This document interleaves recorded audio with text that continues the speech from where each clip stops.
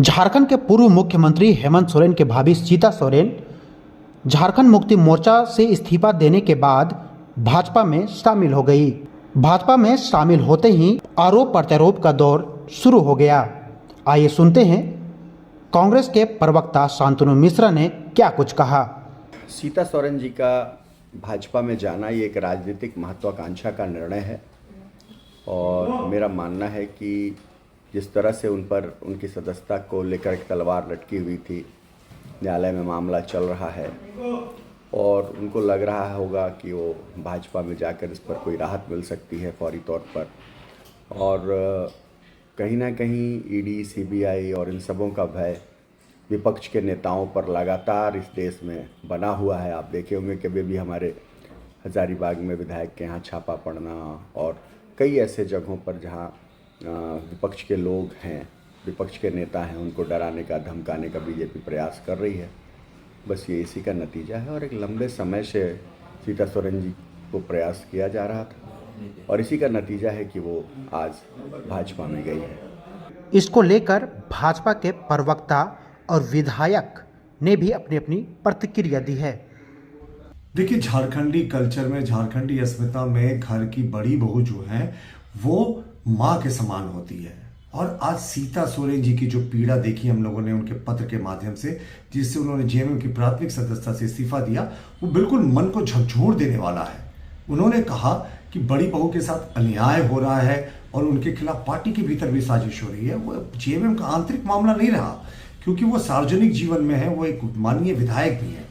लेकिन उनके पति दुर्गा सोरेन जी ने तो झारखंड आंदोलन में भी अपनी महती भूमिका निभाई थी और घर की बड़ी बहू जिसे माँ का दर्जा दिया जाता है, उसके साथ इतना सौतेले दर्जे का व्यवहार, ये बहुत ही मुझे लगता है मर्माहत करने वाली घटना है और झारखंड मुक्ति मोर्चा की असलियत दिखाता है। और जेएमएम उसके बाद ट्वीट कर रहा है, घर का भेदी लंका ढाए। हाँ साहब, हमारा मानना है कि आपने ये तो स्वीकार कर लिया कि वर्तमान में जो झारखंड में परिस्थितियां हैं वो रावण राज के समान है और अधर्म का चारों तरफ बोलबाला है और कोई ना कोई विभीषण तो निकलेगा इस रावण राज का और इस लंका का नाश करने के लिए। लेकिन संक्षेप में कहे ना तो आज सीता लंका से मुक्त हो गई।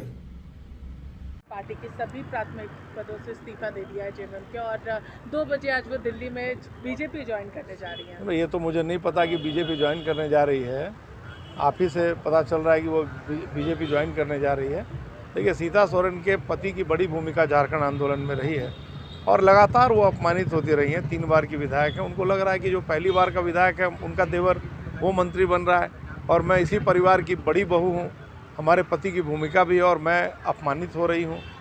तो 2 बातें कहनी है। अगर सीता सोरेन जी ने सच्चे मन से और कड़े मन से यदि इस्तीफा दिया है तो मैं उनका स्वागत करता हूँ, लेकिन अगर उन्होंने दबाव की राजनीति के तहत इस्तीफा दिया है तो एक बार उनसे बात करनी चाहिए कि उन्होंने कैसे मन से इस्तीफा दिया। सर, उन्होंने विधानसभा से भी इस्तीफा दे दिया, विधायकी से भी नहीं, विधानसभा से इस्तीफा देना होगा तो उसके लिए शिबू सोरेन जी को देना नहीं है, उसके लिए विधानसभा अध्यक्ष जी को देना पड़ेगा। विधानसभा अध्यक्ष को भी लेटर जो है उसके लिए लेटर नहीं देना होता है, उसके लिए जाके देना होता है। इसलिए सिस्टम को मैं समझता हूँ। अगर विधानसभा अध्यक्ष जी को इस्तीफा देना है तो उन्हें स्वतः जाके और स्वयं इस्तीफा देना होगा, तभी उनका इस्तीफा स्वीकार माना जाएगा। नहीं तो कोई अगर फैक्स और मेल करेगा वो इस्तीफा स्वीकार नहीं होता। और टीवी हर चैनल में ये समाचार चल रहा है। समाचार सुनकर खुशी हुई, स्वागत है। जो भारतीय जनता पार्टी के नीति सिद्धांत और हमारी जो योजना है प्रथम राष्ट्र प्रथम, इस